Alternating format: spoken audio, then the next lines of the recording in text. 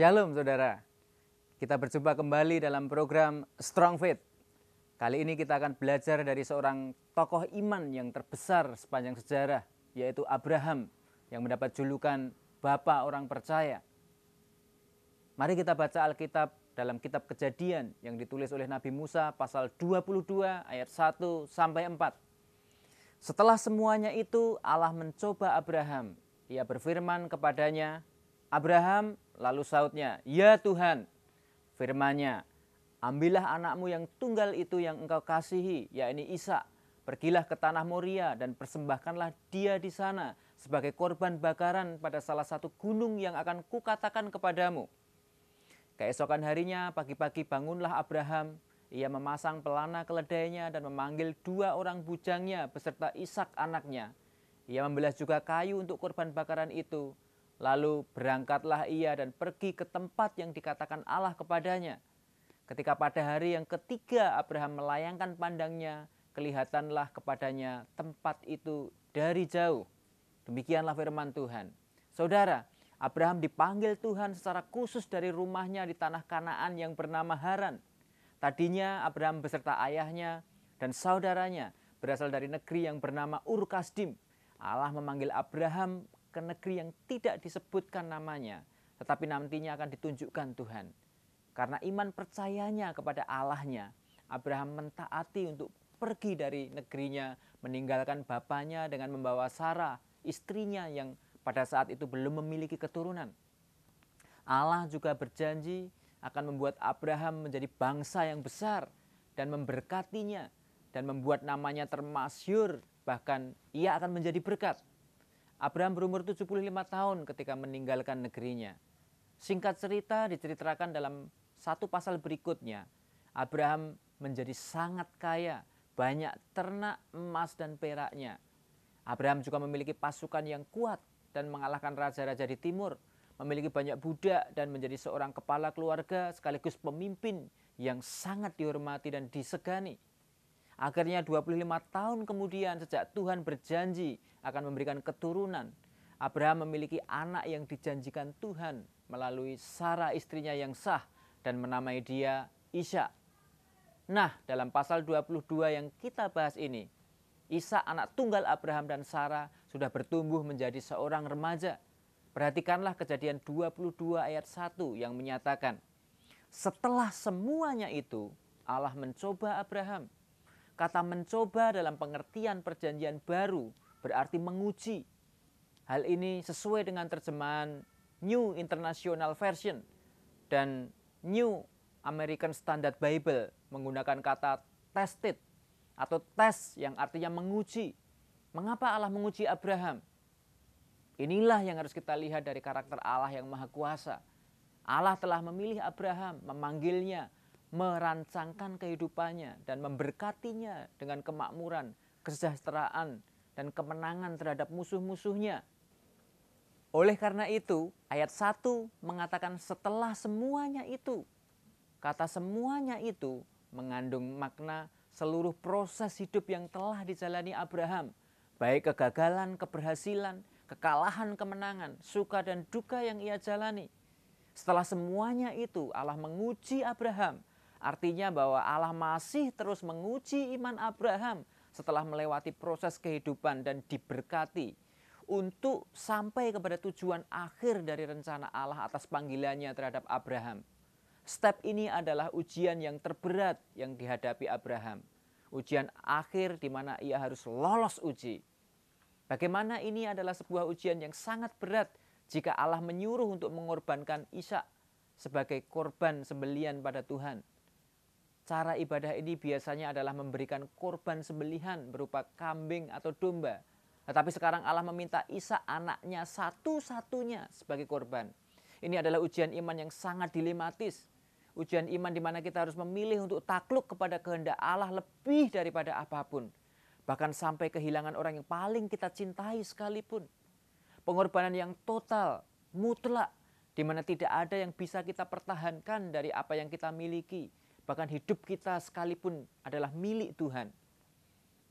Apa yang Tuhan minta, kita harus berikan. Karena memang semua yang kita miliki adalah milik Tuhan. Ishak adalah anak mujizat, anak kasih karunia, anak pemberian Tuhan sendiri. Secara manusia kita berpikir, mungkinkah Allah yang mengaruniakan anak itu dengan penantian selama 25 tahun justru meminta anak itu untuk dikorbankan? Juga janji Allah tentang keturunan Abraham akan seperti bintang-bintang di langit banyaknya. Bukankah Ishak anak satu-satunya yang akan menggenapi janji Allah tersebut? Sebagai orang percaya, kita semua juga akan mengalami proses dan ujian kehidupan. Mungkin saudara sedang menghadapi ujian yang berat, ujian yang dilematis, ujian yang harus mengorbankan apa yang saudara cintai, yang saudara kasihi, bahkan satu-satunya. Apakah logika saudara sedang bertarung dengan iman percaya saudara di dalam diri saudara? Inilah saatnya iman mengalahkan ujian kehidupan. Inilah saatnya saudara mengambil keputusan untuk mentaati Allah atau mengikuti keinginan hati sendiri. Saudara mungkin sudah merasa diberkati, tidak memiliki masalah secara ekonomi, masalah keuangan atau masalah harta, merasa hidup baik-baik saja dan tidak pernah melakukan hal-hal yang jahat. Tetapi ingat bahwa Allah tidak hanya membawa saudara sampai pada level diberkati saja. Allah memiliki panggilan tertinggi agar saudara menjadi berkat bagi orang lain, menjadi berkat bagi sekitar saudara, menjadi berkat bagi kota, bangsa, bahkan dunia. Abraham mentaati perintah Allah untuk mengorbankan Ishak, anak satu-satunya dari istri yang sah. Ini merupakan pelajaran berharga yang bisa kita ambil dari ketaatan seorang Abraham. Kita sekarang tahu karena ketaatannya, ia menjadi bapa banyak bangsa. Mari kita lihat bagaimana ketaatan Abraham mengalahkan dilematis ujian yang ia alami. Ayat yang kedua menyatakan bahwa Allah menyuruh Abraham mengambil Ishak sebagai korban bakaran. Perhatikan ayat selanjutnya yaitu ayat 3. Keesokan harinya, pagi-pagi bangunlah Abraham. Ia memasang pelana keledainya dan memanggil 2 orang bujangnya beserta Ishak anaknya. Ia membelah juga kayu untuk korban bakaran itu. Lalu berangkatlah ia dan pergi ke tempat yang dikatakan Allah kepadanya. Kalimat keesokan harinya, pagi-pagi bangunlah Abraham, menunjukkan rentang waktu antara firman Allah dan ketaatan yang Abraham lakukan. Secara tersirat firman Tuhan datang pada malam hari melalui mimpi. Lalu keesokan harinya pagi-pagi Abraham bangun dan mempersiapkan segala sesuatunya, lalu berangkat bersama anaknya Ishak ke tempat yang dikatakan Allah. Ketaatan memiliki 3 unsur. Yang pertama adalah unsur waktu. Perintah Allah harus dilaksanakan segera tanpa berlambat-lambat. Seberapa banyak di antara kita yang sering menunda-nunda ketaatan, menunda-nunda pekerjaan, menunda-nunda perintah Tuhan yang seharusnya dilakukan segera. Pemazmur mengatakan dalam kitab Mazmur 119 ayat 60, Aku bersegera dan tidak berlambat-lambat untuk berpegang pada perintah-perintah-Mu. Jelas ini berbicara tentang kesegeraan dalam mentaati perintah Tuhan. Dilematika yang dihadapi Abraham tidak menyebabkan ia harus mengulur-ngulur waktu untuk mentaati Tuhan. Mungkin itu hanya pikiran yang terlintas di benaknya dan segera berlalu karena iman Abraham yang kuat. Ini bisa kita lihat dari ayat yang kelima, di mana Abraham berkata kepada bujangnya, tinggallah kamu di sini dengan keledai ini, aku beserta anak ini akan pergi ke sana. Kami akan sembahyang, sesudah itu kami kembali kepadamu. Ingat di situ bahwa ada kata kami kembali kepadamu. Kata kami itu berarti adalah Abraham dan Ishak.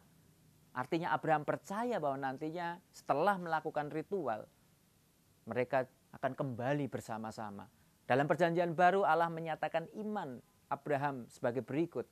Karena iman maka Abraham tatkala ia dicobai mempersembahkan Ishak, ia yang telah menerima janji itu rela mempersembahkan anaknya yang tunggal. Walaupun kepadanya telah dikatakan keturunan yang berasal dari Ishaklah yang akan disebut keturunanmu. Karena ia berpikir bahwa Allah berkuasa membangkitkan orang-orang sekalipun dari antara orang mati. Perhatikan Ibrani 11 ini pada ayat yang ke-19. Karena ia berpikir, Abraham berpikir, Allah berkuasa membangkitkan orang sekalipun dari antara orang mati. Artinya Abraham berpikir Allah sanggup membangkitkan kembali Ishak jika ia mengorbankannya sebagai korban bakaran. Karena ini adalah perintah Tuhan. Iman inilah yang menyebabkan Abraham taat. Iman ini bukan iman yang biasa. Iman seperti ini yang Tuhan kehendaki kita miliki. Iman yang mengalahkan ketidakmungkinan. Iman yang mengalahkan kemustahilan. Iman yang menggerakkan kita taat dengan segera. Iman yang berpusat pada Allah dan bukan iman yang mencari berkat Allah. Justru ketika motivasi kita kepada Allah murni dan hanya untuk menyenangkan Allah, disitulah berkat Allah dan mujizat Allah dinyatakan. Jangan menunda-nunda untuk mentaati Allah. Jangan menunda pekerjaan yang seharusnya saudara kerjakan sekarang. Ketaatan yang tertunda adalah ketidaktaatan. Waktu adalah unsur penting untuk menguji ketaatan kita kepada Tuhan. Itu yang pertama. Yang kedua, unsur ketaatan yang kedua adalah tempat. Ayat 4 menyatakan ketika pada hari ketiga Abraham melayangkan pandangnya, kelihatanlah kepadanya tempat itu dari jauh. Allah berfirman untuk mempersembahkan Ishak di tanah Moria pada salah satu gunung. Abraham beserta 2 bujangnya dan Ishak anaknya berjalan dengan keledai selama 2 hari lebih perjalanan jauhnya. Jelas ini adalah ujian perjalanan yang tidak mudah, melewati gunung dan jalan-jalan yang curam untuk sebuah tempat yang ditunjukkan Tuhan. Jika Abraham dalam perjalanannya merasa letih, lalu berpikir untuk mempersembahkan Ishak bukan di tempat yang ditunjuk Tuhan, apakah kira-kira yang terjadi? Apakah Ishak masih akan tetap hidup? Apakah ceritanya akan sama? Tuhan mengganti Ishak dengan kambing domba? Tentu saja tidak.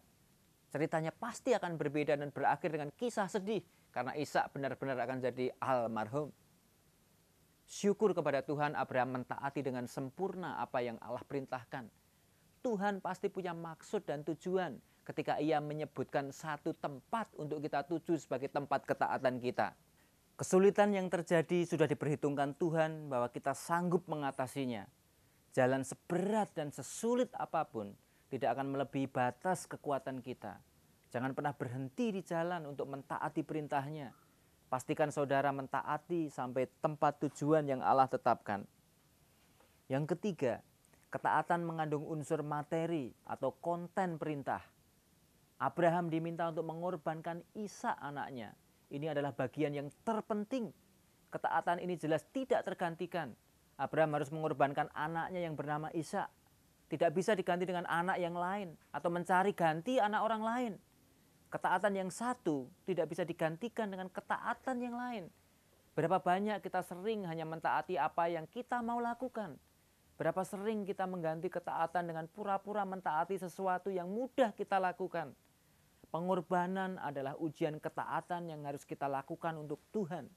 Maukah saudara bayar harga untuk mentaati Tuhan? Apapun yang Tuhan perintahkan. Tidak ada kemuliaan tanpa pengorbanan.